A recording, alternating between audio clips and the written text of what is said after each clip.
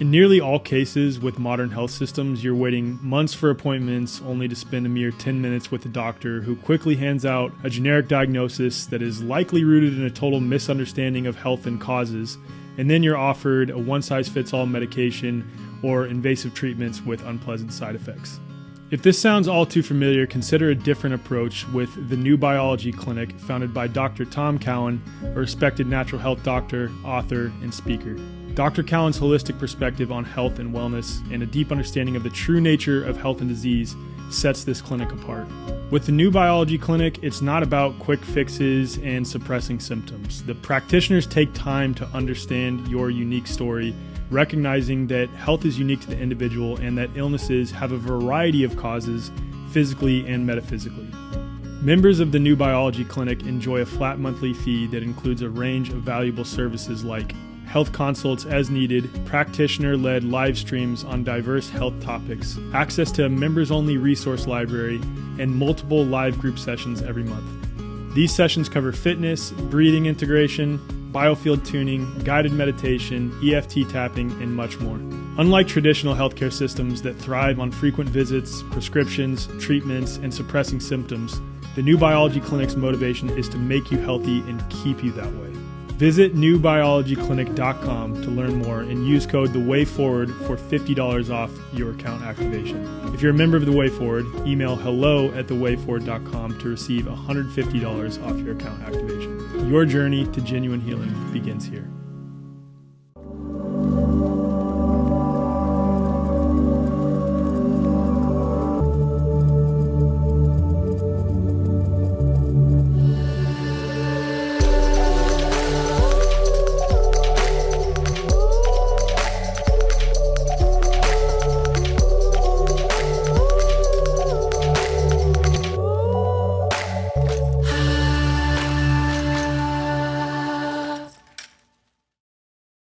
Connor Boyack is the author of several dozen books, founder of a think tank that has changed over 100 laws, frequent public speaker, and outlaw beekeeper. Connor is best known as the author of the acclaimed Tuttle Twins book series, which has sold over 5 million copies. The Tuttle Twins books teach kids and their parents, and I got to emphasize that, and their parents, the ideas of a free society. He is also executive producer of the Tuttle Twins animated cartoon series inspired by the books. A self-made entrepreneur, Connor not only talks the talk, but walks the walk as the founder and president of Libertas Institute, a multi-state network of projects that change hearts, minds, and laws to create a freer society. His leadership has led Libertas to innovate over a dozen legal reforms that were the first of their kind, changing the lives of millions of people. Did I pronounce Libertas right? Yeah. Is it Libertas? Yeah. Okay. It's actually the Statue of Liberty, the Roman goddess of liberty. Yeah. Because there's this German food that's called Libertas, and I was like, man, maybe I'm like invoking the German. Well, so we're very libertarian, which means we don't really care how you pronounce it. You can pronounce it however you want. We say Libertas, but okay. Latin's a dead language. Like no one knows how to pronounce. So I actually went to a linguist when I started our organization. I knew the Statue of Liberty was named, this on paper. I'm like, how would this be pronounced? He's like, there's two schools of thought. There would be the more Germanic, like libertas or libertas, right? Or the more kind of Italian romantic derivative of Latin, which would be libertas.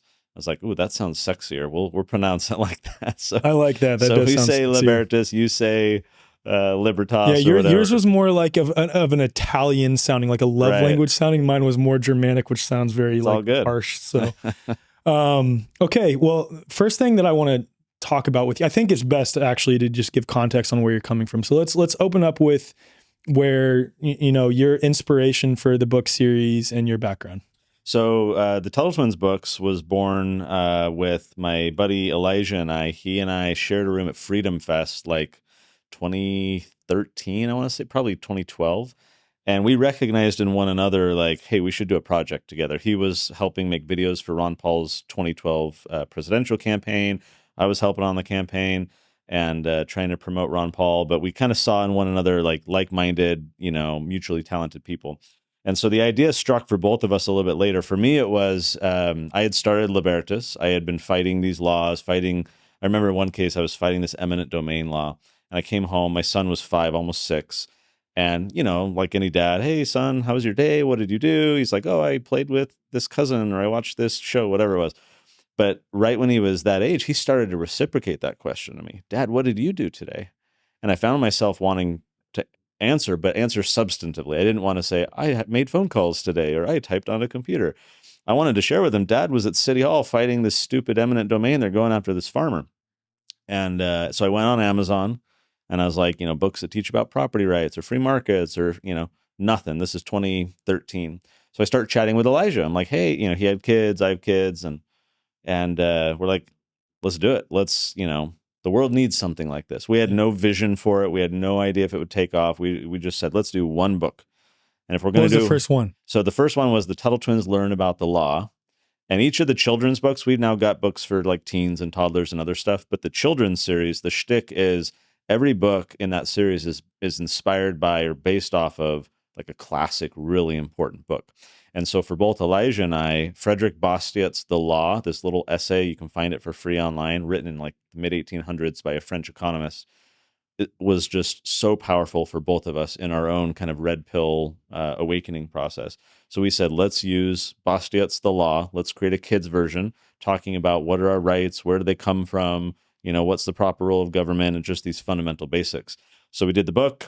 It blew up. People were like, you should do another one. So we did. And it just kind of snowballed from there. Again, not really any like big long-term vision. It was just market response at that point. People saying, give us more, give us more. And now a decade later, we've sold, over 6 million copies of the book. We got a cartoon. It's blown up quite a bit, which is really exciting when you think about the ideas that are spreading. Yeah, it's incredible. And how do you know what topics to cover for your books? What inspires you on that? So I'll give you a specific example. Depending on when this particular podcast comes out, we are coming up on the launch of our 14th book in the series. And this book is taking on cultural Marxism. And so to answer your question, how did we arrive at that, idea? It's pervading our society. And what we're finding is that parents are ill-equipped to identify what's happening and then respond to protect their kids, which means their kids are getting swept up in it, TikTok and all the rest. And parents lack the ability to have those conversations in the home across the dinner table and say, hey, we got to recognize what's going on. I need to fortify your mind against all the garbage that's being put in it out in the world. And so that's typically how Elijah and I will do the books. We'll just look around at the culture and society and say, like, what are the big problems? What's happening? What do we need to empower parents to be able to talk to their kids about? For example, during COVID, it was we did a book called The Messed Up Market, which is all about government intervention in the economy and just distorting things. We did another book during COVID called Crisis and Leviathan, which was all about how when people get scared, they look to the government to save them. And so the government grows new programs, new powers, new whatever, and we surrender our freedoms to feed this growing beast, this Leviathan. But the beast never shrinks. So after every crisis, it gets big. Anyway, so again, it was like, let's look around. What are the messages that would most help parents talk to their kids? And that's typically how it goes, is trying to produce stuff that just has a high level of value. And a lot of these things, it's very interesting. You'll see past books kind of spike up. For example, The Creature from Jekyll Island, all about the Fed and inflation and so forth. We did that one back in like 2015. And but then 2021 hits, all the stimulus from the COVID and everything just starts exploding inflation, and that particular book really took off because parents were like, hey, I want that to be able to talk to my kids. So we're trying to produce high value stuff that can empower whole families to like learn together and talk about these ideas across the dinner table. Incredible. And have you always did you grow up in a libertarian home? I grew up in a generic conservative Republican home. I mean, we talked political stuff a little bit, but it wasn't like my mom was on the city council, but we didn't really talk about it too deeply. If anything, I was kind of just turned off to it or not interested in it would be a better way to put it. I remember in college, I was George Bush was running the year 2000. So George W. Bush is running. And I was like, well, of course, I'd support him over the Democrat. And it was very surface level, very superficial. So for me, it was actually shortly after college when I kind of woke up and went down the rabbit hole. And are you and Elijah pretty much aligned on everything? Oh, like 99.9%. Yeah, I figured. I think the school choice issue is the only issue where we've kind of found some strategic disagreement. What is the disagreement there? So, from Elijah's perspective, it's the state getting its tentacles into homeschooling and private schooling and putting strings attached to the money and distorting the economy by throwing public dollars after it. You're, raising prices because now there's money flooding the kind of private system and so forth. I'm extremely sympathetic to those arguments. I mean, he's probably right in a lot of ways. I run Libertas, a think tank. We have fought for school choice laws. My moral imperative is to rescue as many kids as I can out of the government schools. I think these are propaganda indoctrination centers. And perhaps it's a trade-off on my side that I see some negative aspects to it, or at least I worry about the potential thereof. But I see a lot of short-term benefit in using that as a means to get people outside of the propaganda system. If there's economic impacts, prices are up a little bit more because of the public dollars. Like I would rather tolerate an environment in which we have that, but we have more red-pilled kids outside of the government education system, because I feel like that has far more downstream negative impacts than distorting the economics of a little bit. So we've had some, but again, like 99.8% or whatever, we're totally aligned, which makes it fun to produce books like this, because we're just kind of geeking out about like, how do we present this idea? Or in Elijah's case, he'll do these amazing illustrations that that visually convey the idea. Like if I were to go to any other illustrator, I'd have to like tell them hey, draw me this, or tell AI or something, like create this for me. Elijah is so deep in these ideas that he himself is creating the value to say, how can I depict this in an illustration that would teach it alongside the text, so that kids who are more visual learners... He does an incredible job. Yeah, he does. And so it's awesome to have that value where he's so like-minded that he's coming at it from the visual side, I'm coming at it from the text side, and then we're kind of interweaving the two. This is a big topic, and we could go so many different places with this one, but in general, how has our education system become so broken? And I think this is the deeper contextual question is, has it always been that way? So the way I like to answer this is by sharing a recent news story. There was this group that spent a year and a half studying how is the education system in America doing. And they called themselves the National Commission on Excellence in Education. Parents, academics, people who are concerned about education in America. They spent a year and a half doing this kind of listening tour, talking to teachers, reviewing academic outcomes, looking at textbooks, trying to understand how we're doing. At the conclusion of the 18-month review, they published a report. So this was just recently in the press, and the report, they called it A Nation at Risk. In the report, they said that the educational foundations of America are being threatened by a rising tide of mediocrity, and that if a foreign government had attempted to impose upon America the very mediocre educational performance that now exists, we might have viewed it as an act of war. As it stands, we've allowed this to happen to ourselves. By chance, did you see this in the news recently? No. There's a reason for that. I fibbed a little bit. This report came out April 1983. No way. The Reagan administration published this report. And so over 40 years ago, the conclusion was way back I was born in 1981. So I'm 2 years old. Now, I'm not in the system yet. And they're already saying that it's mediocre. So when I share this when I'm out public speaking or whatever, like we're here and recording in Austin, I'm here for a homeschool conference. I'm going to be sharing this story later today up on stage.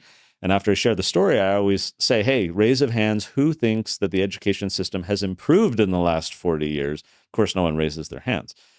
So I think it is sub-mediocre, but I'll put on my tinfoil hat and say, I think this is all intentional. Yeah. If you are in charge, if you are among the powers that be, however broadly you want to define that, would you prefer a citizenry of critically thinking, entrepreneurially minded, historically literate, independent individuals, or the question answers itself, of course. B, would you prefer a dumbed down, historically illiterate, highly distracted and entertained citizenry? Again, the question answers itself. So I think that the dumbing down of America, as John Taylor Gatto, a former public speaker, I'm glad you brought him up. Excellently pointed out. In fact, he's one of my red pills that brought me down this path. As he so expertly identified, this dumbing down is intentional, it is pervasive, and if 40 plus years ago it was mediocre in our education system, I can think of a few 4-letter words to describe the state of the system today, but it is not good. Right.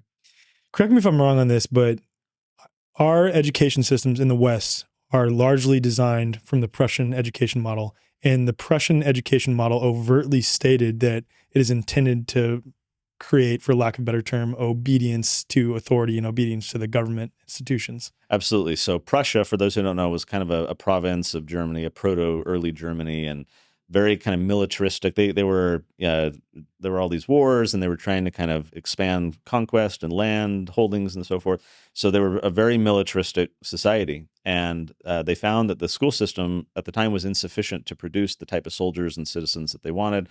So they created what is now considered the Prussian model, this very authoritarian model, very top-down, very regimented, almost prison-like in a lot of ways. And so Horace Mann was this early education reformer in America. And so he went to Prussia kind of on a field trip. He was the first commissioner on education in America, in Massachusetts. He was the founder of the Common School, was his concept, to kind of start to homogenize. He was an abject racist. He hated immigration. He hated that these kids from different cultures and ethnicities and religions were in America. He wanted a homogenous American education system to kind of deprogram kids of the cultural values that they independently had, and he wanted there to be one common American standard. So he hears good things about Prussia. He goes over there to do some homework. He comes back, his eyes just wide open, and he's enthralled, and begins to institute into America that very same system. That was its foundations. The foundation was built upon by people like John Dewey and others, Fabian socialists, total atheists. John Dewey, for his part, has this quote where he says that teachers are the prophets of the one true God.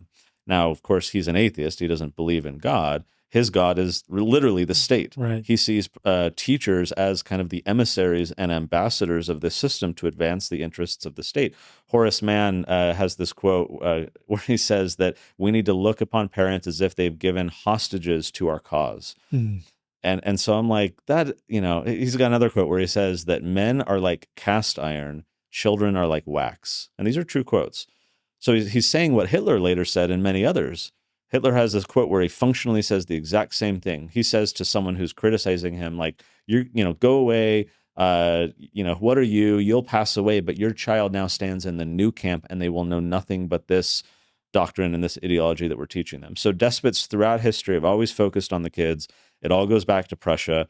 Of course, 99% of people don't know that. We just, inherit this system that is based on these ideologies that hardly anyone knows about.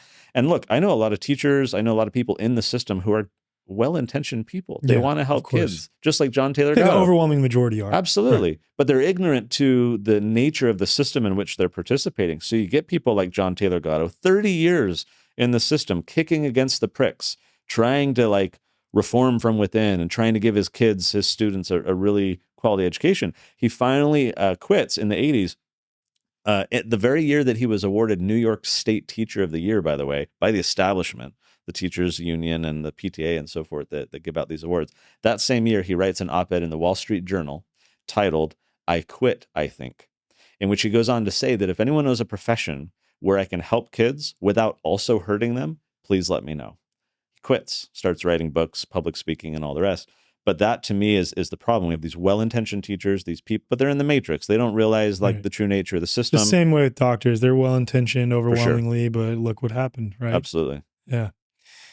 So given that the education system, this goes without saying, is being driven by the government at this point, largely, and the government itself, and this is speaking very broadly here, so obviously there's some nuance to this, but the government itself is slipping down the path of Marxist ideology, complete absurdity, tyrannical centralization of authority, right?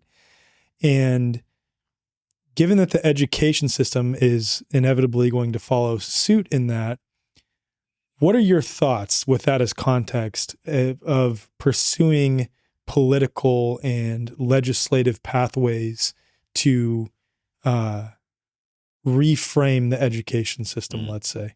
That's a provocative question. It is I am a fan of throwing mud at the wall to see what sticks. Mm-hmm. I think we need to pursue all avenues of reform.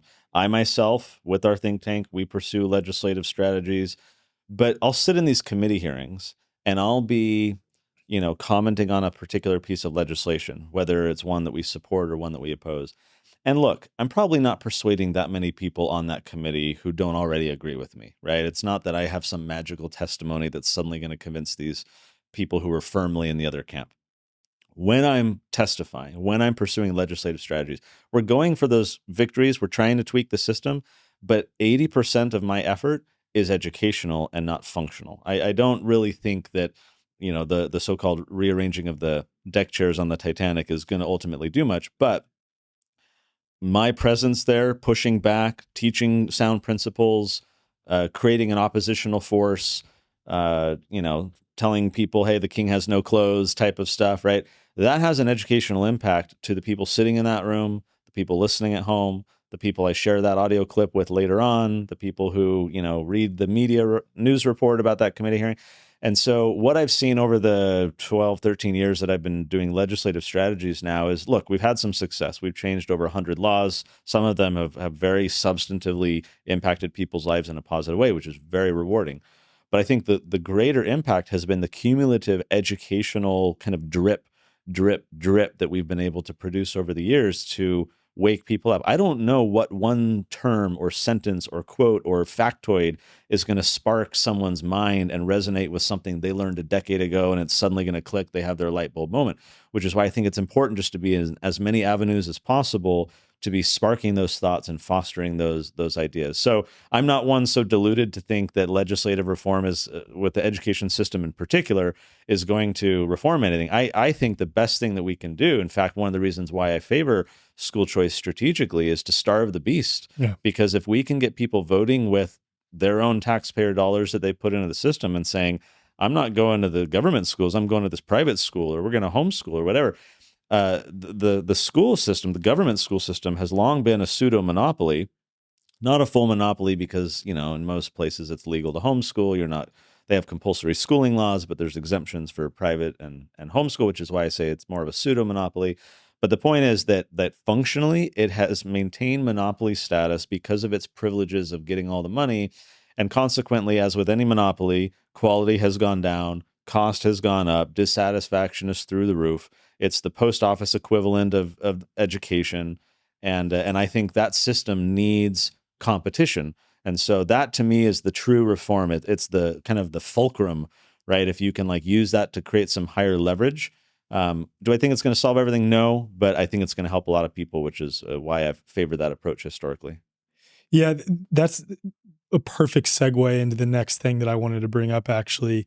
And it's regarding the competition of ideas. And I'll preface this by saying that, one, I appreciate that you're very liberty-oriented, libertarian-centric in all of your viewpoints, because I won't speak for all conservatives, but what I see a lot of conservatives starting to do that I just fundamentally disagree with, despite aligning with them on all the things related to COVID and some of these other things and general freedom sentiments, is that we have these Marxist ideologies popping up all over the place, and they're popping up fast. I got out of the Army in April of 2021, and when I went to West Point, I remember my grandpa, and I was more left-leaning at the time I was, and I think that's naturally West Point was catering myself and a lot of my friend group to be that way without us really realizing it.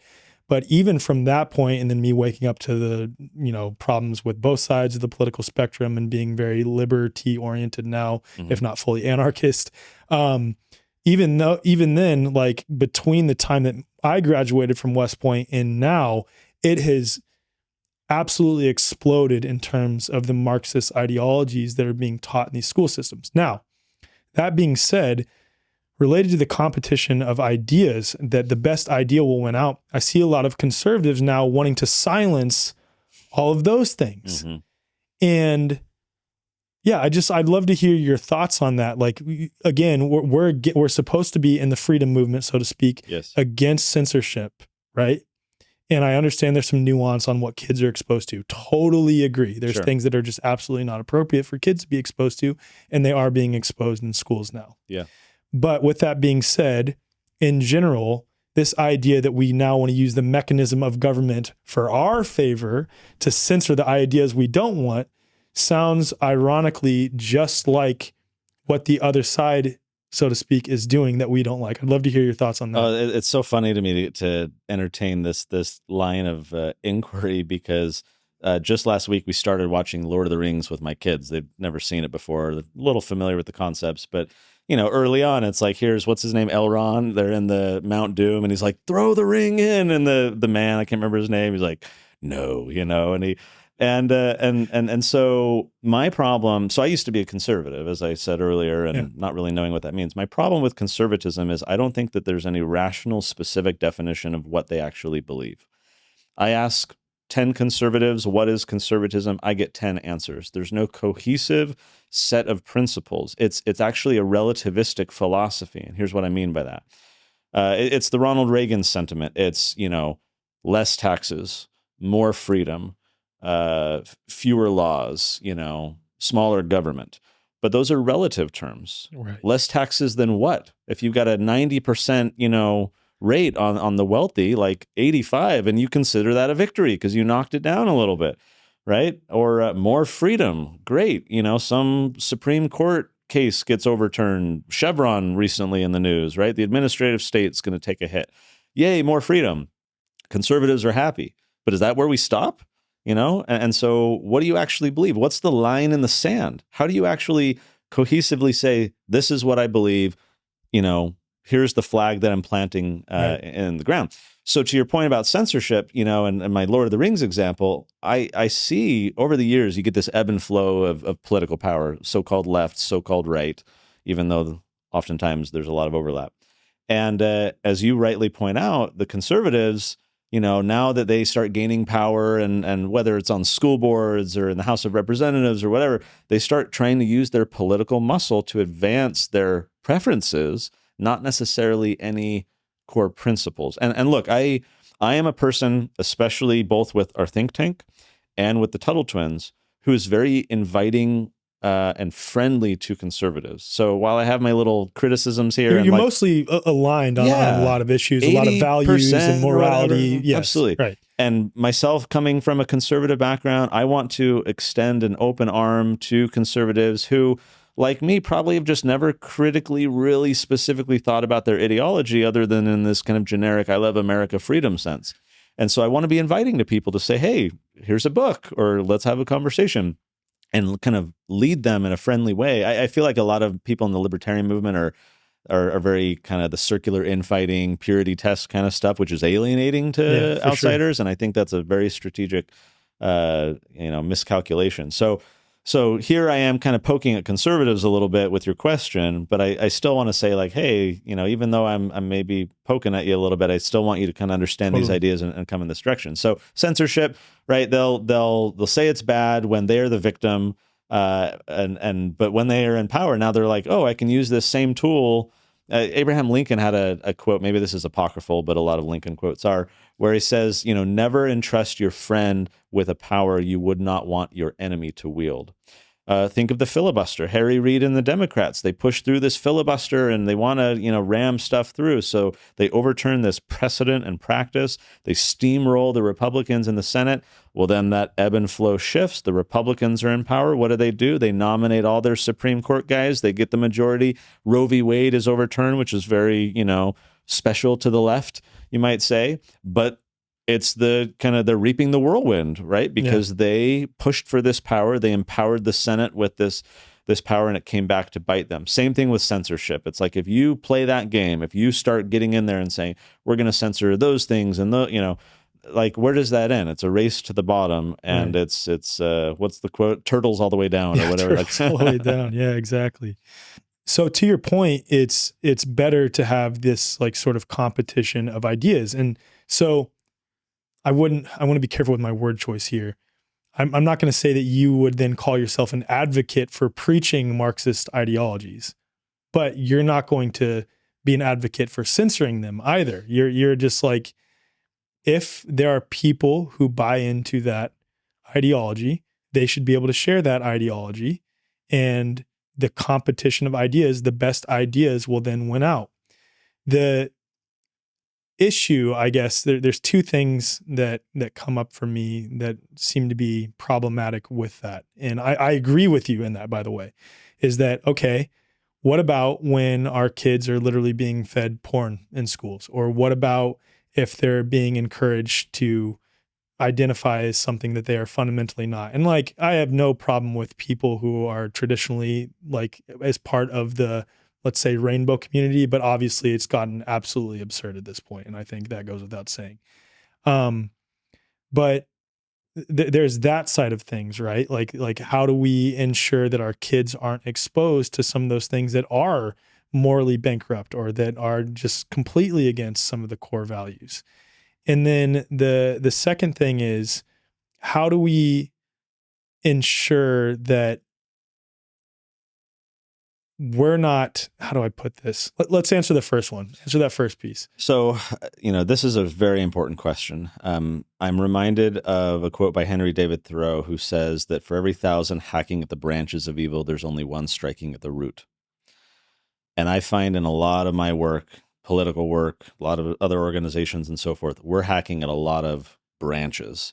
I would consider pornographic books in elementary school classrooms and libraries evil. Yeah. But I would consider it a branch of evil. Why?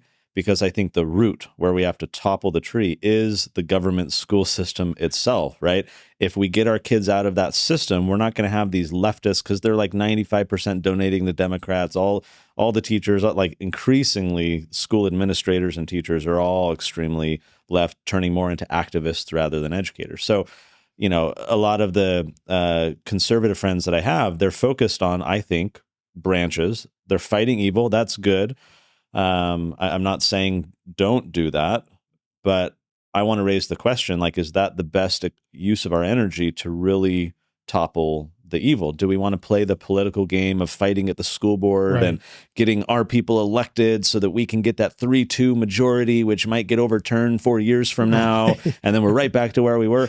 Or can we have a more fundamental change to say, I have a vote of no confidence in the whole system, Yeah. so I'm going to pull my kids out. Now, let's say your question isn't about government schools and how these horrible, like pornographic type, gender rainbow stuff is being foisted on our kids, but it's outside of the school context. Let's say you're asking about, just social media more broadly and all of that, because the toothpaste is out of the tube, right? 100%. No matter where our kids turn, they're getting exposed to this. And to that, I say parents are derelict in their duty if they're not fortifying their children's minds against this stuff. Now, after doing Tuttle Twins for a decade, I'll say that the vast majority of parents that I encounter they love their kids, absolutely. They're very well-meaning. They want the best for their kids, but they're caught off guard. They don't think it's as bad as it is, because I grew up and I turned out fine, right? They have that kind of bias, and they don't know how. Let's step away from the rainbow stuff and just talk about even like just free market, or pick inflation, right? Inflation's happening. Groceries are up, Parents lack the ability, because they themselves don't really understand these ideas deeply. They lack the ability to communicate them in a way that their kids are going to understand. Therefore, they hold back and they say, when my kids are older, when these are adult ideas, I'll talk to my kids about them at some later point. And so they kick the can. They never do the work of figuring out, how can I communicate these ideas? And so they're letting their children be exposed for years, during their most intellectually formative years, by the way, to people who have figured out how to communicate ideas to kids and who are pushing their ideas on them. Vadi Bakum has this great quote where he says that, can we really, as Christians, expect to, and this is getting back to the government schools, he says, can you really expect to send your children to Caesar's schools and have them not return home as Romans? Powerful, right? Very. And so for parents, the question is, if you don't fortify your child's mind, if you don't figure out how to, I'm not saying put them in a bubble and, make them ignore the world. We have to get out there and interact and push back. So I'm not saying a bubble, but if you don't at least give your child a shield and a sword, knowledge of who the enemy is, how to defend themselves against that enemy, how to fight the enemy, right? If you don't, in age-appropriate ways, help your children to understand these things, you are sending your children out into a psychological battlefield without armor and weaponry and knowledge, and they're going to immediately become a casualty. Yeah. And then they return home as a rainbow, whatever, Marxist, whatever. And you're like, you know, what went wrong? How did this happen to my kids? So it's almost like there's a vacuum, right? If you use that analogy, the children's mind is a vacuum, and what gas is going to fill that space, right? That's right. And it's like, it's either going to be the ideas coming from the home, a mix of the two. And that's where I think, like you said, I completely agree. In my opinion, playing this legislative game is only helpful insofar as that if you're using it to help people find more ways to exit, then it is effective. Yeah. But playing this game of like, okay, get it overturned, and then, like you said, 4 years later, it completely changes again. It's just a losing game. Why not just exit the system altogether? With that being said, I've been a huge advocate for, I would even call it unschooling at this point. Like even take, because a lot of people will just school at home and use traditional textbooks from Scholastic and McGraw-Hill and things like this. And it's like, that is no better. And in fact, it's probably worse, if anything, because then you are hearing those things from your parents. So it could be worse. But point being that I've had a lot of people who justifiably say like, look, I'm a mom of 4 kids and I'm a single mom. I don't have time to homeschool. I can't do this. What's the solution for me? What would your response be to that? So that's funny because that's literally the topic of the homeschool conference talk that I'm going to be giving. So here's a 1-hour presentation condensed into a 2-minute response. I totally agree with you that I even hate the word homeschooling because it conveys this idea of schooling in the home. Just because you change the scenery without changing the substance and the content, right? That's not getting you. Sure, if your kid's being bullied in school or, you know, something, maybe doing it in a home environment is better. But let's not repeat the mistakes of the system and invite the system into our home. So, you know, whatever you want to call it, home education, unschooling, learning through living, you know, whatever, right? So the 2-minute response is that I think we horribly misunderstand the way education happens, like truly, truly happens. Let's imagine that today you go home and your refrigerator breaks. I promise you, you are not going to think to yourself, I'm so glad that 9 years ago when we bought that refrigerator, I read the manual cover to cover to be prepared for this precise scenario so that I know how to fix it. Nobody does that. Right.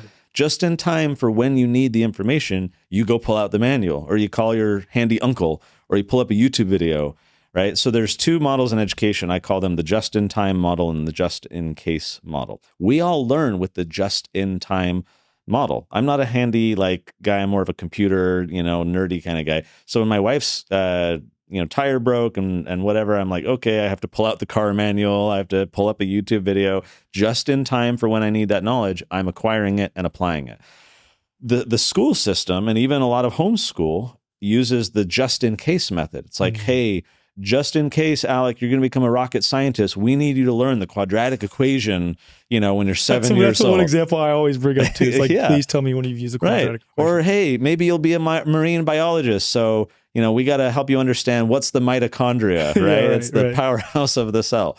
And so they just cram everyone's minds, with this stuff just in case 30 years from now, they're on Jeopardy and they need to be able to spout this factoid. Which is about with the quadratic formula, the only case that you might use it again. Right. Especially, I would always say with calculators and then graphing calculators and now computers and now AI. It's like, what's the point, right? So here's the long and the short of my presentation. And you can, if you look up Connor Boyack, passion-driven education on YouTube, where I wrote a book called Passion-Driven Education, you can find the book, you can find the speech, go into more details. But the very, very simple version is this. Parents, especially homeschool parents, and it's mostly the moms. So now I'm talking to the moms out there. Do not think that you need to be the knower of all the things in order to teach your kid. This is why they turn to curriculum and the McGraw-Hill and textbooks, and it's as a crutch, right? Oh, I wasn't good at math in school, so I need to have my kid do Khan Academy every single day type of thing, right? Because they're shoring up their inadequacies because they have in their mind that, oh, well, now I'm the teacher and I have all these deficiencies that I need to supplement. So, hey, curriculum and textbook people, come help me. That's a flawed way of doing it. What I recommend to moms is, and all parents, is to say, don't think that you need to be the knower of all the things. All you need to be, I used to say, is a good Googler. Yeah. Now Google's evil. Yeah. And so, now DuckDuckGo is too. So like, right. So good alternative searcher. Go back to the Dewey Decimal System at the library or something. I don't know. Right. But whatever your search engine of choice, by the way, I'm really digging Perplexity lately. It's more of an AI based thing that compiles multiple sources and gives you a response, doesn't have ads and stuff. So at least for now, I'm using Perplexity. But my point is, you don't have to be the knower of all the things. You just need to be a good researcher. When your kid's interested in horses, go pull up some YouTube videos about horses. Go to the library, right? Go on a field trip to a local ranch. They'd love to, come show a 7-year-old, let the kids sit on a horse, or there's, 4-H clubs, or like whatever your kid's interested in, whatever their curiosities are about, whatever they're asking questions about. All you need to be as a parent is a good researcher to help your children see in you that, like, hey, look, I don't know all the answers to the questions you're asking me. But what I want to show for you, son or daughter, is how we acquire information, how I as an adult acquire information. I'm not going to pretend that I am this all knowledgeable person from on high, transmitting knowledge to my children or to students. I actually students. Appreciate that too, because I remember the distinct moment in my early adulthood where I realized, oh my God, my parents actually don't know anything. Yeah. I'd rather have learned that earlier. So I tell my son all the time, like, hey, actually, I don't know. And I'm doing my best as a dad to help you figure it out. How can we find out? Where can we go? Where can we look? That's such a healthy behavior to reinforce for our kids so that they learn that adults are faking it. They don't know everything, right? Including the academics and the people with the acronyms after their names and so forth.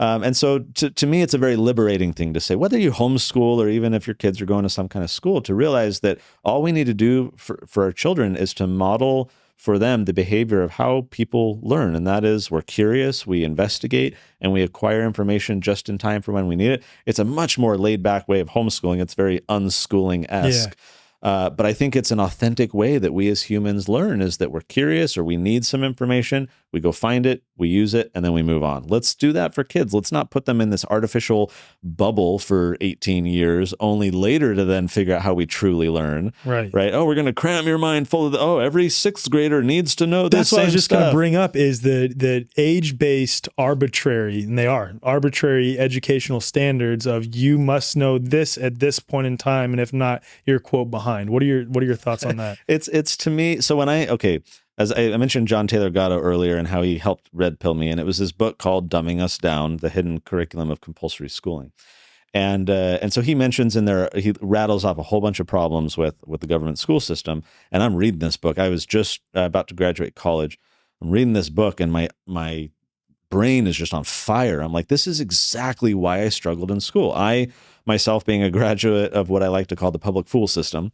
And so, but I just slogged through it. I didn't know any different. Homeschooling in the 80s in California, where I grew up, it was the weirdos that did it, or at least that was the perception.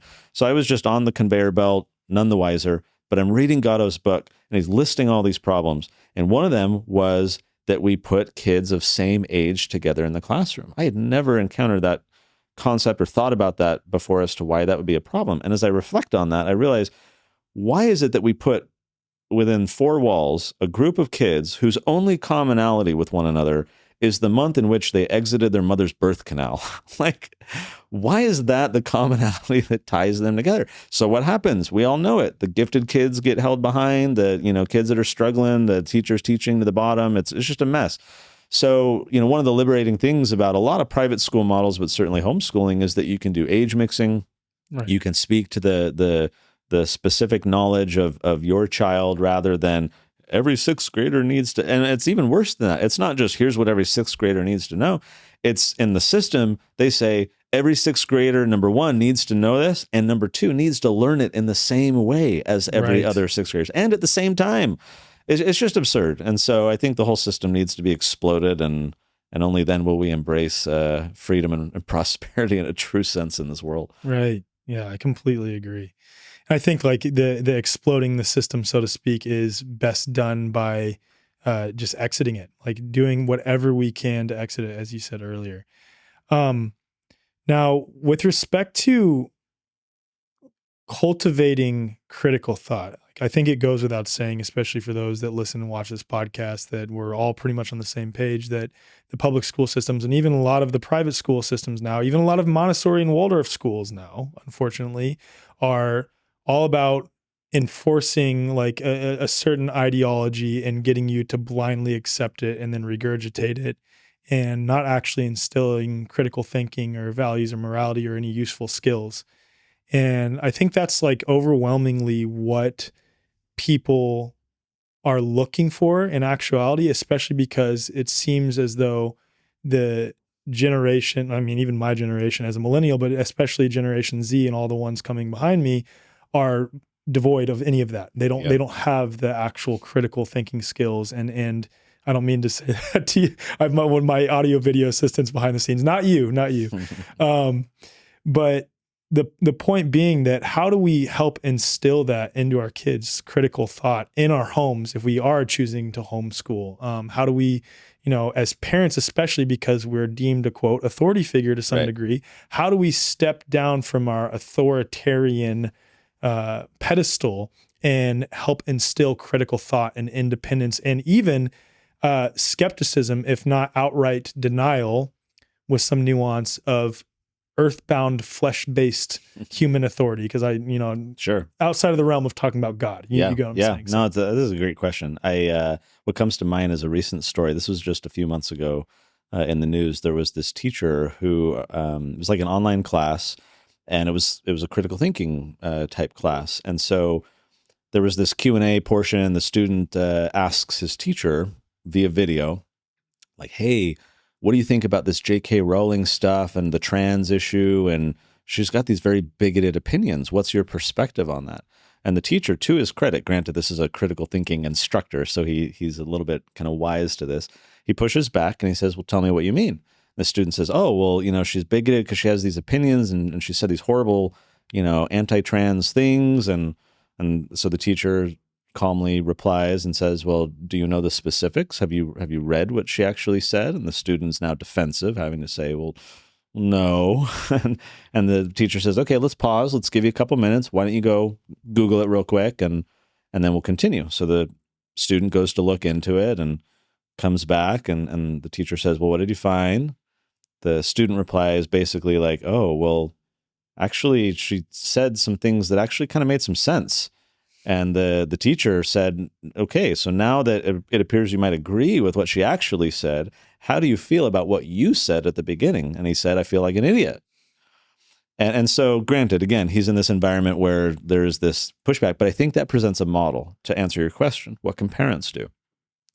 I'll tell you one of my biggest fears, and I see this happening. Here I am, Mr. Tuttle Twins guy, along with Elijah. We're teaching these ideas and out there, right? And I'm speaking at conferences or whatever. And what I find is that oftentimes, as we're trying to preach critical thinking and trying to share these provocative ideas and get kids to think in new ways, they fall into the trap of seeing me as the author as an authority figure. Yeah. So I have to be like, don't trust me just because you like these books and think that I'm a truthful guy. Like I am, like I feel like I'm telling the truth. But if you fall into these like paths where you're just doing this lazy thinking and just, okay, now I can turn my brain off and just listen to whatever Mr. Boyack says, that's depriving these kids of the opportunity to challenge what I'm saying, to go investigate for themselves if it's true. So parents, it's the same thing. We have this natural authority presence over our children. They naturally trust us, but not everything that every parent says and teaches to their kid is true. Right. So I think as parents, we have to model for that. So I'll just speak personally. Like for my kids, I talk very openly and often about how much I distrust people in authority. We'll hear something in the news, we'll read something online, and I'll just bring it up with my kids in natural conversation. We're in the car listening to the radio, or I'm listening to a podcast and I pause it and I, "Hey kids, I just heard this. What do you think?" And then I'm able to share with them what I think. But just letting them see how my own thought process is kind of like this natural skepticism of what I'm hearing, I think is very healthy for them to see that, mom and dad are not just these people going along with the narrative. They're kind of these like counter, like cultural thinkers, and maybe that models for them kind of this. And look, my kids are 15 and 13. Every teenager loves to be a little rebellious and resist authority. So I'm kind of giving them that opportunity.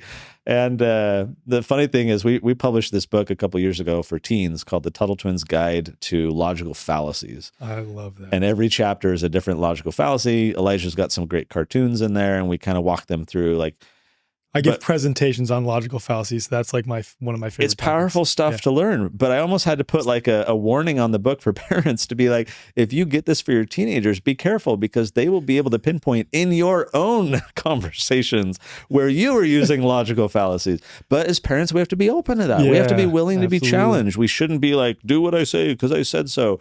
We have to be open to being corrected so one example that I used to recommend a lot more than I do now is like speech and debate, where you start to unravel some of this. Kids can kind of learn how to like, pick out these little logical fallacies. The problem is that in the government schools, the speech and debate clubs have been largely overtaken by these same cultural Marxist people. You look at the national competitions, they're abysmal of just spouting off all this identity-based nonsense.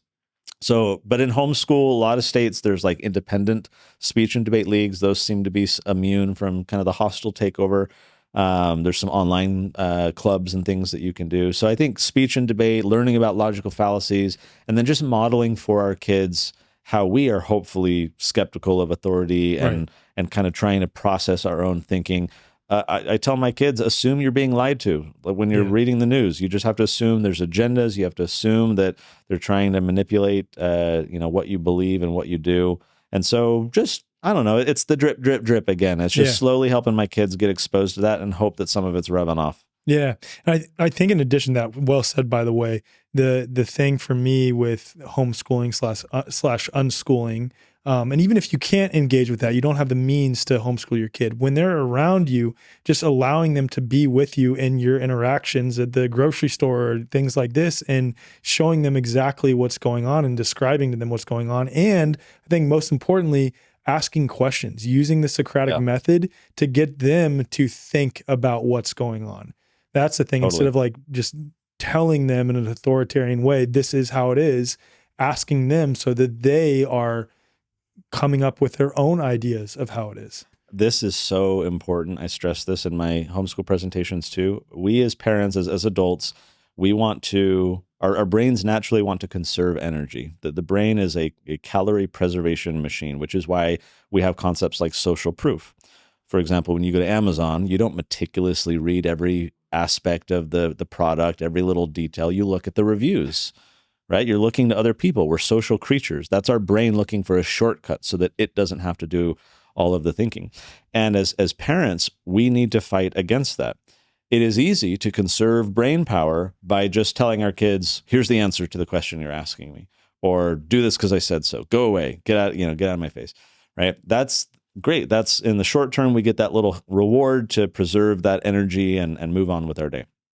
I think it's better to push back against that by thinking of the long term. Stephen Covey in the 7 Habits for Highly Effective People, he has one of them that says, begin with the end in mind. And so what I like to ask parents is, what type of adult are you trying to produce? Do you want an obedient rule follower? Maybe a lot of people do. I think people in our circles probably don't prioritize that, us. Right? Do you want a robot who just, follows what they're told and someone who just keeps their ideas to themselves? Or do you want someone who's curious, someone who will push back, someone who's, independent thinking and acting and so forth? And so if you begin with that end in mind, what values, what traits am I trying to cultivate? That can help you in the present be like, hey, brain, let's not conserve calories on this one. Let's expend a little energy because this is worth it. I want to have a conversation with my child and help lead them to their own conclusions rather than just giving them the answer, because I know that in doing so, I'm going to get that long-term benefit. It's an investment in the short term. It comes at a little bit of a cost to our time and energy. But I think parents, we're busy, we're distracted, we're on social media, everything's just crazy all the time. And so we just are trying to get rid of our kids' questions and needs quickly, but it deprives us of that long-term investment that I think will pay off if we pause and say, no, this is worth having that conversation. Well, and it invites us to be more intentional and present. Totally.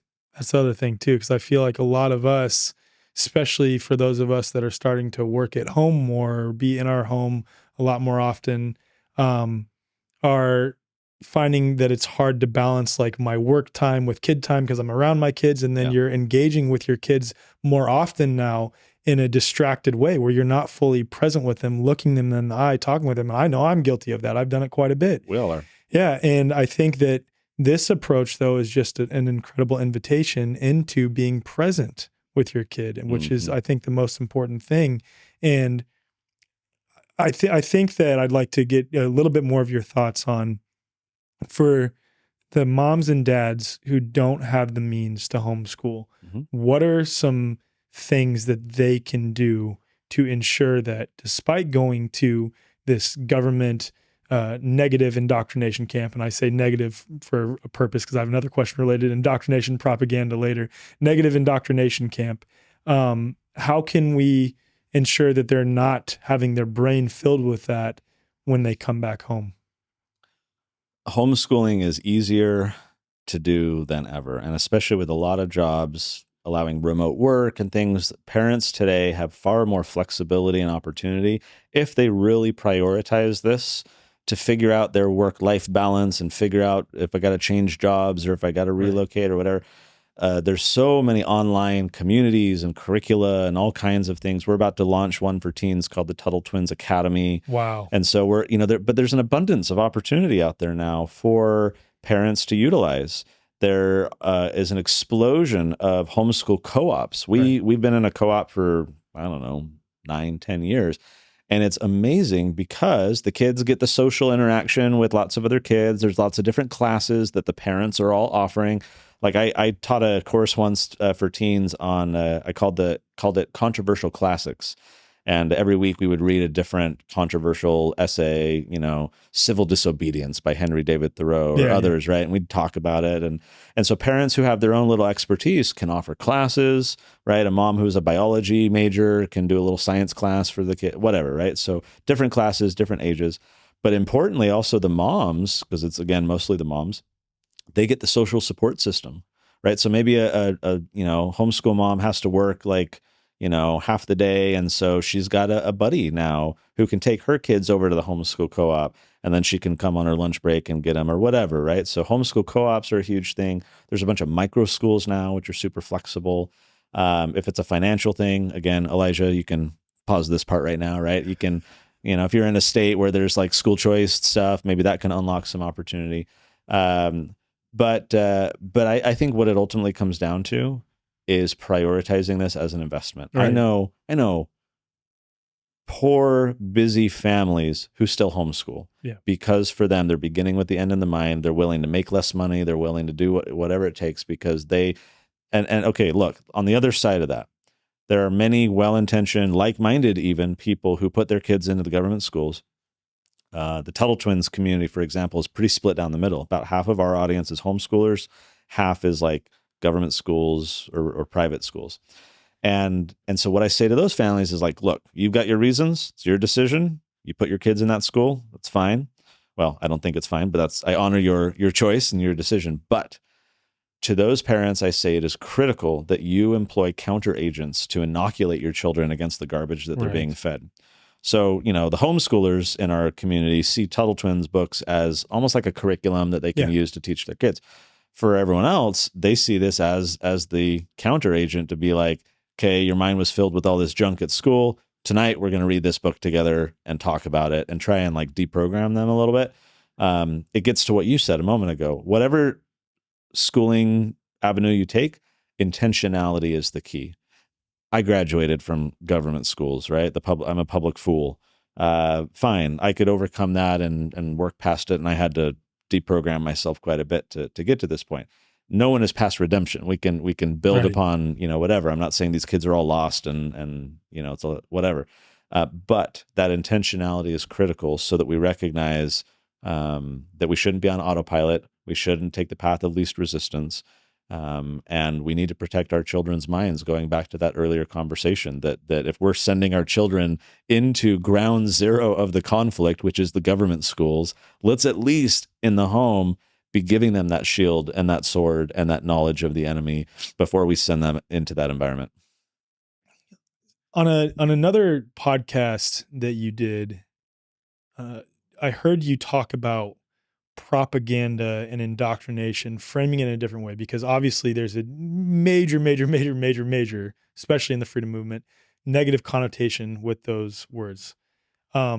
But you reframed it in a different way, and you sort of described, and I don't want to speak for you, and I want to hear you describe it, that, with Tuttle Twins books, we're engaged in indoctrination and propaganda. And if you understand the root words for propaganda and indoctrination, it gives a different picture Sure. of what's going on. So could you just share that? Yeah, of briefly? course. So, of course, early when we were doing Tuttle Twins, we were accused of doing kids propaganda, even among conservative libertarian type people who were like, why are you doing this for kids? Let kids be kids, wait until they're adults to talk to them about these ideas. So we got pushback even from kind of like-minded people. No one, by the way, says that anymore. I mean, because now like we see what the left is doing, everything, all the Marxist folks. And so now everyone's like, oh, we need like 10,000 more of these. Right. But at the time we would get the pushback, and from our critics on the left, they would be like, oh, for example, CNN did an article about us. This was a couple of years ago, and they said that we're creating a right-wing children's education complex, kind of a twist on the military industrial complex term, right? And I laughed, and tangentially, if you'll indulge me, I'll share that story. So CNN issues this article, and we take the lead, Tuttle Twins, blah, blah, blah, and they're reviewing our website and how we're talking about brainwashing, kids or that others are brainwashing kids. And anyway, so they attack us, and I'm like, oh my gosh, this is amazing. I was smiling. Most people, if someone like CNN's coming after you, they're like, oh my gosh, my baby, they're attacking what I'm doing. I was smiling ear to ear because my background's in marketing, and I saw this as a gift. We literally screenshotted the article, plastered social media with it. We sent it out to our email list, which at the time had like 700,000 or something. And I said, everyone, look, CNN's coming after us. And if you use the coupon code CNN this weekend, you'll get 50% off our books. And we sold over like 100,000 books that weekend because of CNN. It was huge. Wow. Thank you, CNN. Yeah. So if anyone has any friends at MSNBC that can help send them our way, please do. No, but in the early years, we'd get a lot of people like that saying, oh, you're doing propaganda or you're trying to indoctrinate kids into your ideas. And initially I was defensive. I would say like, no. Propaganda or indoctrination, that's when a teacher, shuts the door to the classroom and has this captive audience that they're able to push their ideas without the parents knowing about it. And that's kind of how I would explain it. More recently, I've come to, as you point out, embrace the terms because then I think we can defang them a little bit. And so, yes, I would argue that through the Tuttle Twins, we are creating propaganda, that we are indoctrinating kids. But propaganda is really just the propagation of ideas. You rightly point out that it has this pejorative kind of negative connotation. Largely, we look at Goebbels and the Nazis, and that's what we think of when we think of propaganda. Fine. But it's just the propagation of ideas, right? So everything, frankly, is propaganda, all educational material. And so ultimately the question is, what ideas are we trying to propagate? Yeah. If we're allowing our ideological adversaries to be out there propagating their ideas, but we're not competing, to get back to the previous conversation, if we're not competing for the hearts and minds of the rising generation, then we're losing. Same thing with indoctrination. Yes, we are indoctrinating children. What does that mean? Indoctrination is to teach the doctrine. You are conveying a doctrine, right? You can obviously do this in a bad way by putting your kid in a bubble and not exposing them to here's what different people think or different perspectives, right? There's obviously a wrong way to do this. I'm not advocating for that. But in a general sense, yeah, this is indoctrination because I want to teach truth. I want to teach these principles as the doctrine. I don't want the cultural Marxist doctrine and the DEI and all this woke nonsense being the doctrine, which gets to another criticism. People would say over the years, you're preaching to the choir with the Tuttle Twins, right? These are only for people who are already like-minded. And to that I say, number one, it's important to preach to the choir. Yeah. Like your podcast, so many. Yeah, you ask my audience. I'm like, well, it's going to be a lot of like-minded people mostly, but they will still, they always do, find value in this. And we need to preach to them to reinforce these ideas for them, to help them have a community, to help them kind of, oh yeah, this is why I'm in the fight. Because sometimes it's hard, sometimes it's lonely. So I think it's important, number one, to preach to the choir. But if you think about the choir in a church and so forth, out in the pews, the choir's children are increasingly abandoning those pews and not going to church anymore. So sure, we're here on your podcast, we're talking to like-minded people, but if you look at the second generation, it's much harder for our kids because they're being exposed to all of these hostile ideas. And so that's why I value this doctrine. And I do think it needs to be taught in the church, so-called, both to the choir, but also to their kids, and empower the choir members and their kids to have these conversations together outside of your podcast or my books, right, around the dinner table. Ultimately, and the way I kind of explain this is, I don't think we're going to save our country at the Capitol, even though I think it's important to go fight those battles and be engaged, the whole throw mud against the wall, see what sticks concept. I think that's important. But I don't think keep them at bay type of sure, situation. sure. Yeah. So I think it's important, but I don't think that's where we save our country. I also don't think that we save our country in the courtroom, even though I think it's important to sue the government when they do stupid, unconstitutional stuff. I think if we're going to save our country, it's at the family dinner table. Fostering in the next generation these ideas, incubating in their minds these values, these principles, helping them develop skepticism of, abuse of authority, and seeing that journalism is just, propaganda gone wrong, and all these kinds of things, right? I think it's the dinner table. I think that's where we need to optimize for. I think we need to empower parents to talk about the ideas of the day with their children, again, modeling that behavior, the critical thinking for them. And our movement, if I can kind of use that very broad term, whether that's think tanks, activist groups, nonprofits, podcasts, whatever, this very broad term, our movement, the freedom movement, I think over the decades has had a critical lack of investment and effort put into the family dinner table. We largely, in our movement, talk to adults. We wait till they're voters. Then we bring them our white papers or our videos or our TikToks or our podcasts. But by then, they've been exposed for 2 decades, increasingly so of late with TikTok and everything else, to totally different ideas. And, that to me is playing defense. I'm sick of playing defense. I want to go on the offense. And so I engage in propaganda and indoctrination, just as dictators and horrible people have done, right? This is a tool. A gun can kill people wrongly, or it can defend yourself. Spreading these ideas, communicating, propagating, these are tools. The enemy has done it for a long time against us. I want to use it and employ those tools for positive, productive means to save our country and save the world. I love that so much. I would say I'm engaged in propaganda then too. Yeah, that's good. I agree. Yeah, thanks. So related to like the propagation of ideas in the home, when we see that the pendulum amongst society is swung so far this way, where it's being rammed down our children's throats, these ideas that overwhelmingly the people in this community don't want those ideas jammed down our kids' throats. How do we refrain from or ensure that we are not in response trying to also like, oh, you must believe this to our kids and cram our ideas into their heads and down their throats too? Because I think that, I've had issues like this with my son sometimes where I really want him to buy into something that I think is best for him. And the more that I do that, especially because we've raised him already to be skeptical of authority, which we're very grateful for, the less likely he is to buy into it. So how do we gently invite them to understand these liberty-centric ideas, these good moral principles and things like this without them being put off by it? I really appreciate that the way you asked that question was you said, how do we gently invite them?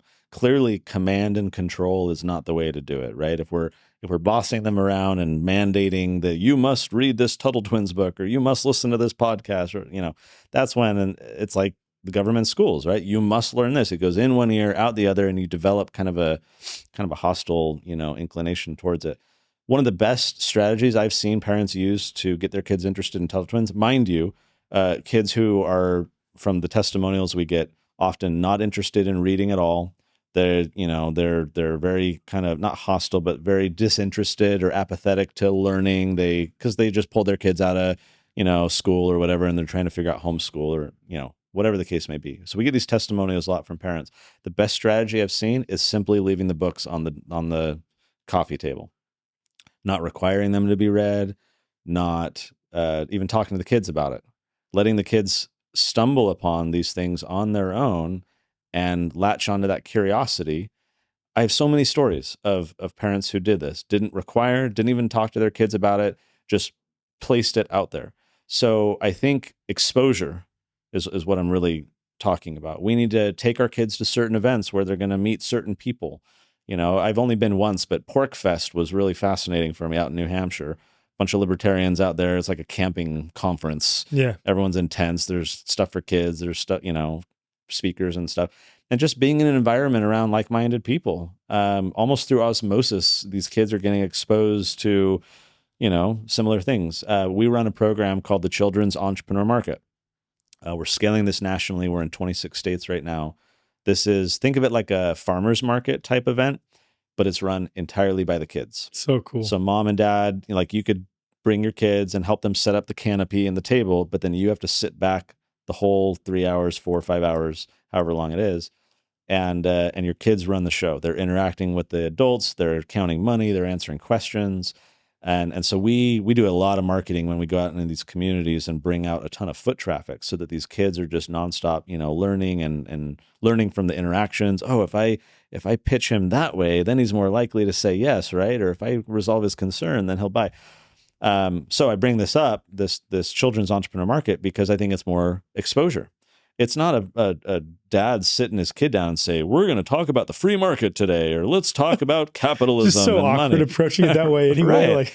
Or here's this podcast Very where casual, Alec interviews this successful entrepreneur. You should listen to it, right? Instead, it's leveraging the profit motive. Every kid wants to earn some, spending money for their Pokemon cards or whatever.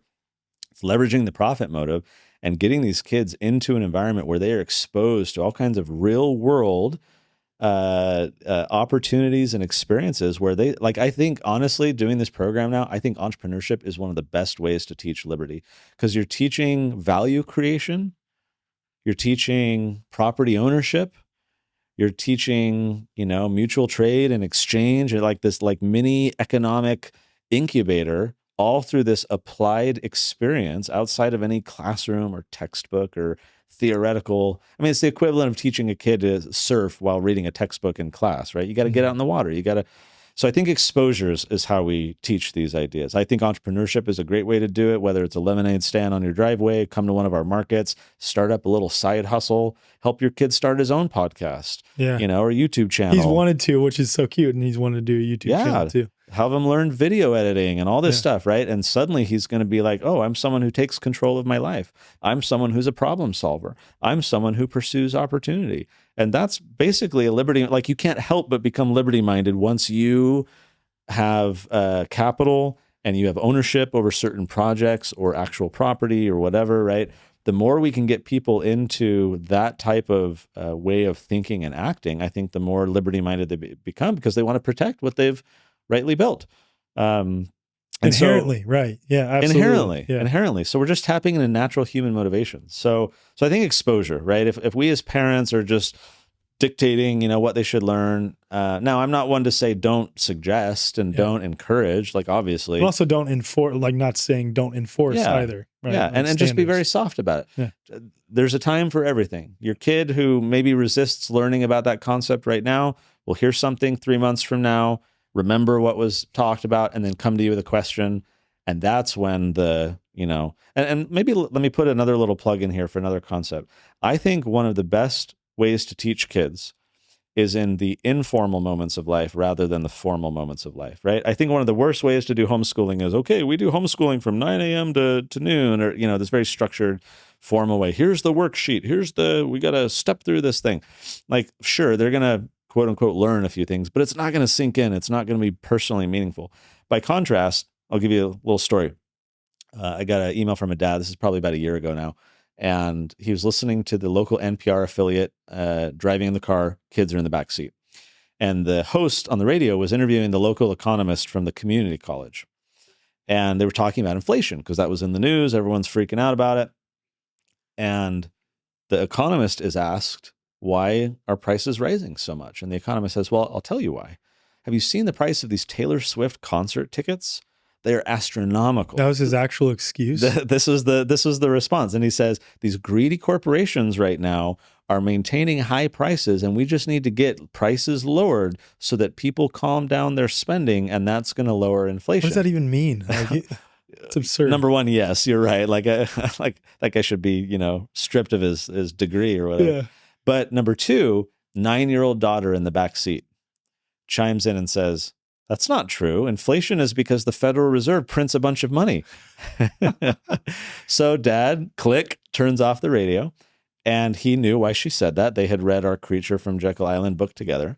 I have that one right here. There it is. Yeah, bingo. Yeah. And that was an informal moment of learning that planted such a huge seed in that child's mind, because the dad was able to talk to the daughter, as he told me, not only about inflation and reinforcing the ideas in the book, but also about skepticism of authority, about, how people who have degrees and certificates or whatever, that does not mean that they're true, developing some of that skepticism.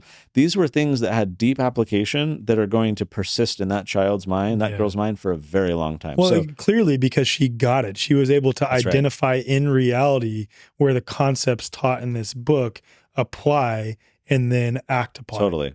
So the informal moments, that's what I think we need to latch onto. Don't fret if your child isn't memorizing the quadratic equation or falling behind and memorizing all the presidents. Or did you ever watch you might be a little too young, the Animaniacs show back in the 90s where they would teach all the states? They had this whole song. I was born in for 92, so Okay. I don't remember. So, I remember like the one thing, it was like conjunction, junction. What was that? Was that it? No, that was Schoolhouse Rock. Was that Schoolhouse Rock? I don't know. It was one of these. Okay. But don't worry about making your kids memorize all this stuff and falling behind on what's expected of them. Just take advantage of those informal moments, and that's when their curiosity is going to come out. That's when you're going to have those teaching moments that last, that endure.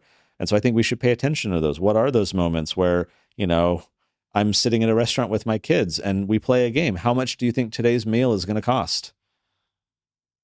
That's an interesting game for kids. Yeah, They're going, I think it's going to be, $50 or $60. And then we can show them the receipt. Here's how much it's going to cost, right?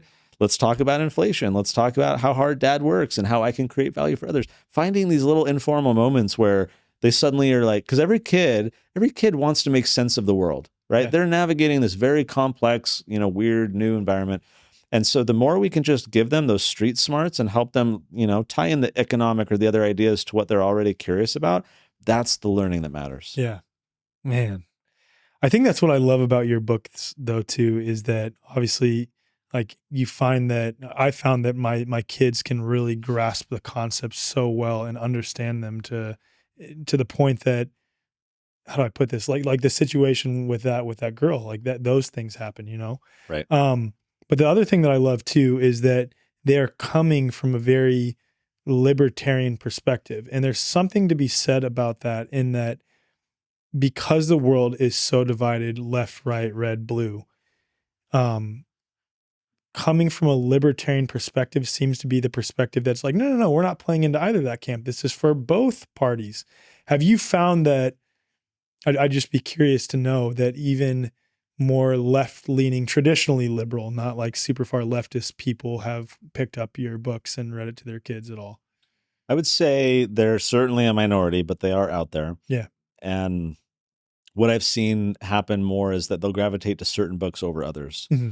So the more conservative libertarian people, they're like, give me all the books and all the cartoons and all the By things. the way, I think most conservatives are actually libertarian. They just don't know it. I agree with that. Yeah. Well, Ronald Reagan himself said, and this is a true quote, he said that when you look at it, the very heart and soul of conservatism is libertarianism. It is. Yeah. Which, Reagan did said this some to my things. grandpa so much, because he's like a hardcore conservative. I'm like, everything you're about, I'm telling you, you're libertarian. Oftentimes they just have a few little pet issues that you have to help them resolve, and then they're like, "Oh, okay, Yeah. I am and I don't even really always call myself libertarian. Yeah. That's what people will say. I'm more anarchist / voluntarist, and as a Christian, I mostly call myself a Christian because I think Jesus's teachings are very anarchic and very peaceful means, using voluntary means. And anyways, that's absolutely. Have you, but on that point, real quick, because that's an interesting tangent.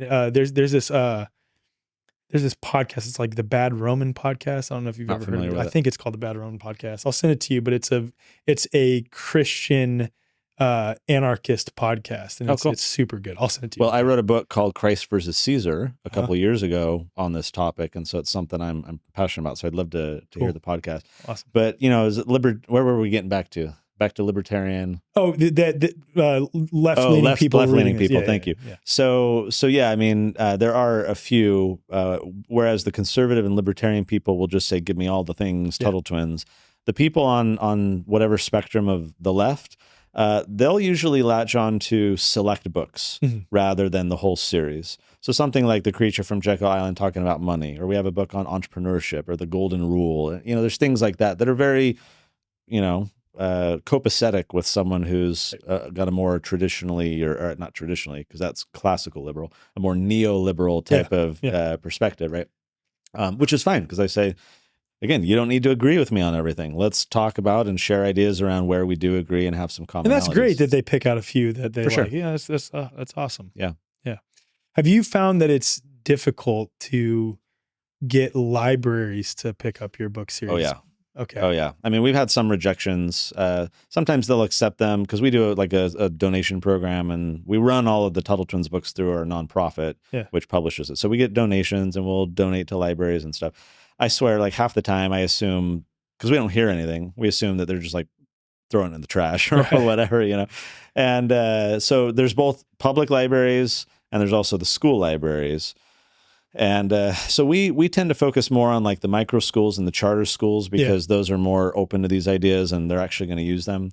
But we do have some donors that are like, I want every, like here we are in Texas. I think it was it Houston? I think we got a grant for someone in Houston who wanted us to send all of our books to all of the Houston libraries. Wow. I'm like, okay, we'll go plant those seeds. The books will probably sit on the shelf for a very long time, but then we'll like email people in Houston, hey, go, you know, if you haven't bought the books yet, go check out the library. What about like live book readings? Have you done that?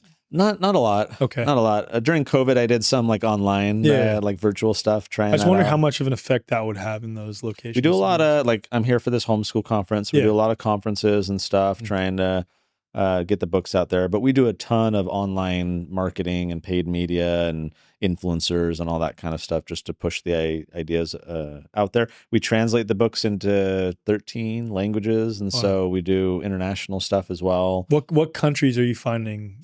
The biggest one is Brazil. Brazil. Okay. Yeah, they've got a team down there that's really trying to like promote them, and they'll go to conferences and stuff. Yeah. So they're doing really well.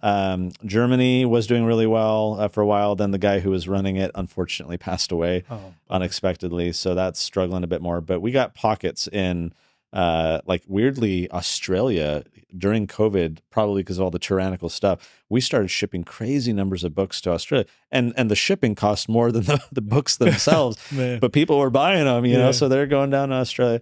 And a lot of the countries, it's very small. We don't do heavy marketing. It's more just kind of, you know, onesie twosies. But we're trying to expand that. We're actually trying to lean out into more international distribution, because these ideas aren't really American ideas. They're human ideas that everyone should benefit from. And so we're trying to expand that quite a bit right now. Yeah. On the topic of libraries, do you have any stories of like any libraries that you've tried to approach, and have they given answers for those that have said no of why they won't pick up your books? So the few that have replied and given us a rejection, typically we've had some people trying to do their own live readings with our books. So like a Tuttle Twins book hour, you know, like a local libertarian party or some other kind of club or whatever, Moms for Liberty, things like that. And so they've gotten pushback when they try and do those things, much like Kirk Cameron, I know, is in the news because they do. He has a Brave book, and so he got a big pushback and smartly turned it into a big advertising opportunity, just like we did with CNN. There's no such thing as bad press. Exactly. Yeah. And so the people who have tried to do book reads with Tuttle Twins, there was one, I think, was it New Hampshire? And their reply was like, well, we don't think this is a good fit for our community's values. It's like, well, who are you as a librarian to be a gatekeeper for what 100% of people, taxpayers, by the way, who like, how are you decreeing the ideological whatever, you know? So they get shut down. And when we get replies from just sending books as like a donation, we'll get similar responses. It's like, well, we just don't think these would be a good fit. Like, well, but how do you know? And why are you gatekeeping like that? So that's typically what we get, is this kind of like gatekeeping approach where they just try and be the arbiter of what their residents will want to read. Kind of lame. And you could spend so much of your time and energy trying to get them to adopt picking up your books, but it's the same sentiments of like, we could spend all this like time trying to figure out a political solution to this when we could just like go over here and find a better way to do it. It's not only with libraries, it's that same approach with the schools. When we started Tuttle Twins, we were heavy into trying to get into the schools, finding like-minded teachers, finding, you know, school boards that would, you know, adopt our books and buy them. And we still do a tiny, tiny bit of that, but we largely pivoted away from that model. And now we are like 99.9% direct to consumer. because of this. We would go into school. In fact, I would for local schools in Utah where I live, and I traveled to do a bunch of schools as well. I would do little classroom presentations or school assemblies about the free market.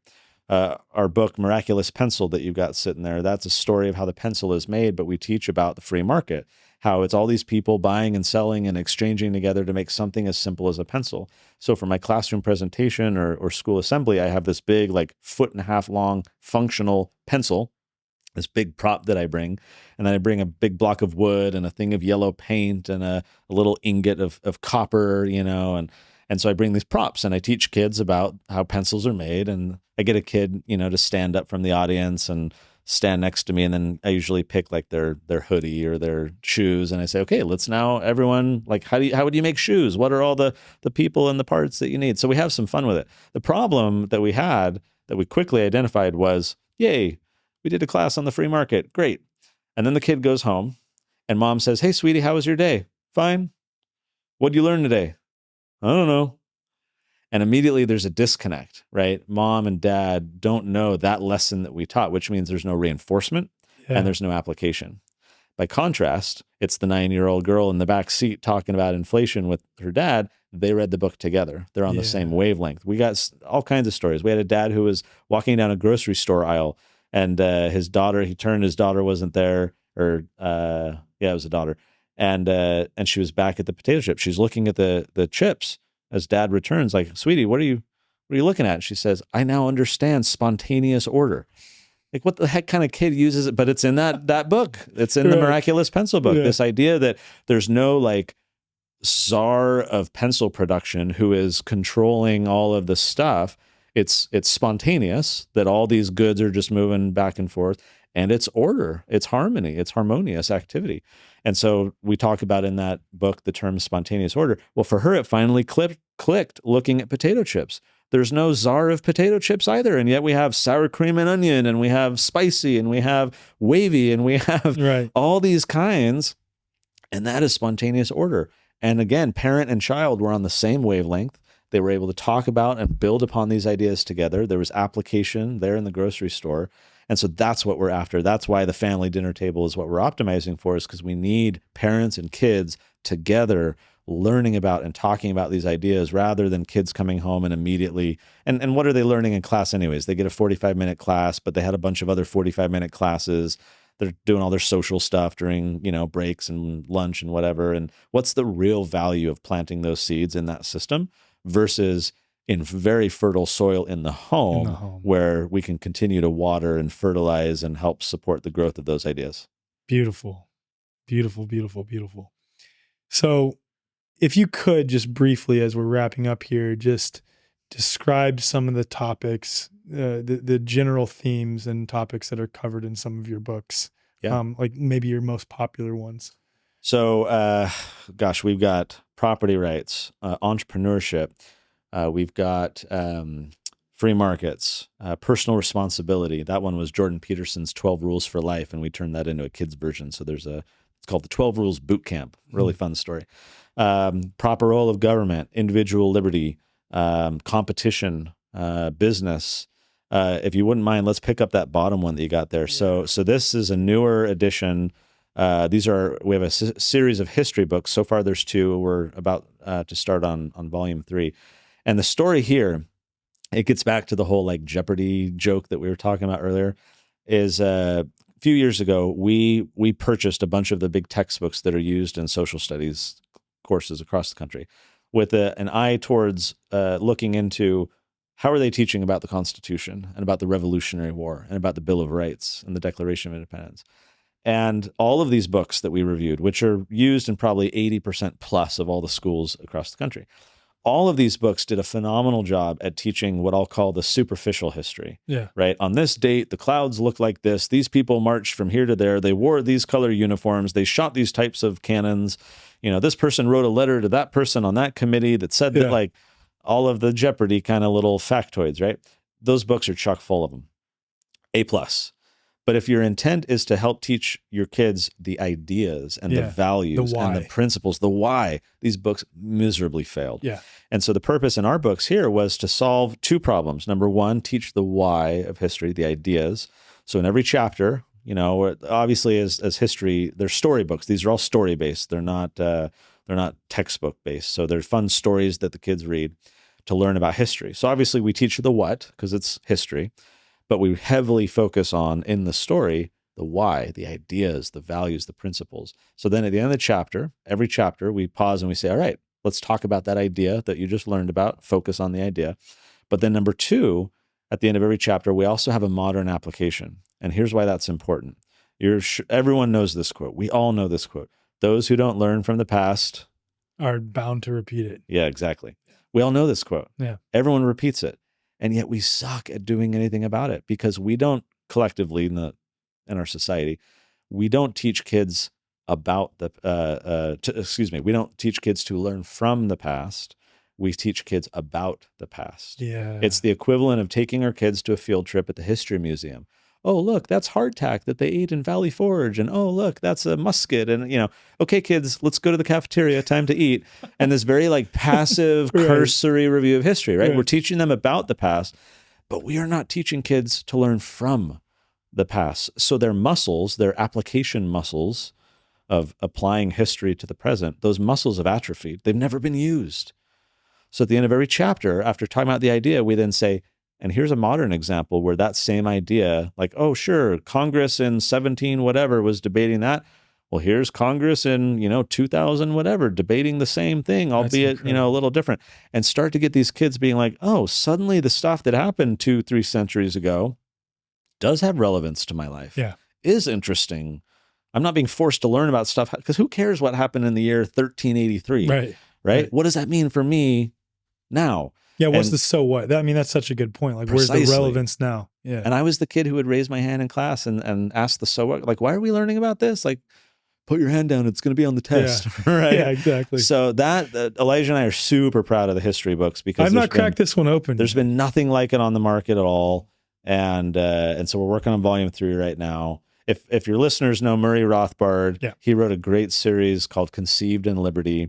And so that was what inspired these two. So we heavily leaned on Rothbard and his insights, because he was looking at that period of history from a more libertarian, very skeptical of authority. Do you cover in here the Anti-Federalists? Oh yeah, of course. Okay. I figured like, if you had said no, I'd have been disappointed. No, like, how can you not? For anyone listening that doesn't understand, all throughout school, we are all spoon-fed the Federalist Papers. Yeah. We're required to read it. We talk about it. Everyone focuses on it. They were the ones that were wrong. Yeah. When you read the Anti-Federalist Papers and all of their warnings about what would happen with the expansion of the federal government. Happening right now. Precisely. Yeah. Like, that is the far more provocative. But again, this is why the government schools don't want you reading stuff like that. Of course. Might lead you to ask some questions. Yeah. Incredible. Connor, thank you so much for everything you do, man. And this conversation was so easy. It was so fun talking with you. And it'll be in the show notes, but just so the listeners who are too lazy to go check in the show notes know, where can they find your books and anything else that you're working on? TuttleTwins.com, easiest place to go. That's where you can get bundles of books and discounts, and we have some bonuses as well. They're on Amazon, but they're cheaper, and you get the bonuses at TuttleTwins.com. We have our cartoon at TuttleTwins.tv. That's on the Angel Studios app, so people can go watch that as well. And then I'm at ConnorBoyack.com. Awesome. Thank you so much, man. This was an awesome conversation. Likewise, I appreciate it.